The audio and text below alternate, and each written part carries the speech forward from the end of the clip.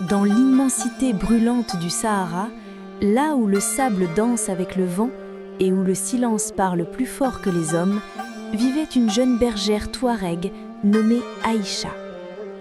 Aïcha n'avait que 16 saisons derrière elle. Son père disait toujours « Le désert n'est pas ton ennemi, il est ton professeur ».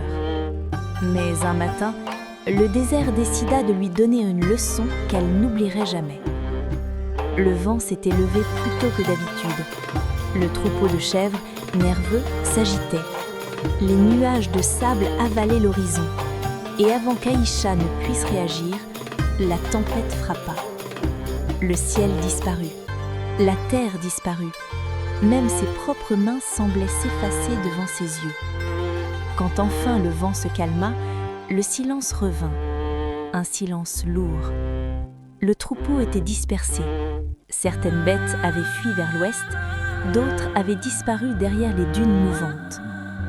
Aïcha sentit la peur serrer sa poitrine.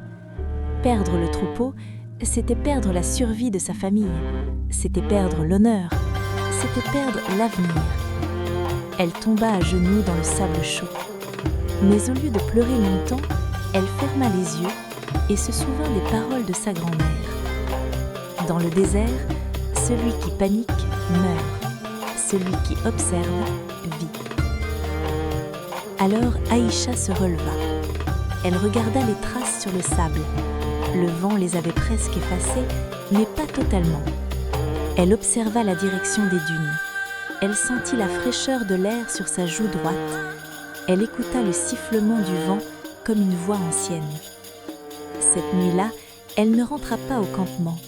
Elle grimpa au sommet d'une dune et attendit que le ciel s'ouvre. Quand la nuit tomba, le désert changea de visage.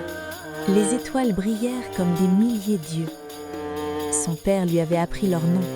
Son oncle lui avait montré comment elles se déplacent. Elle repéra l'étoile du nord. Elle comprit que le vent dominant avait poussé les bêtes vers une vallée sèche à l'est. Au lieu de lutter contre le désert, elle décida de marcher avec lui.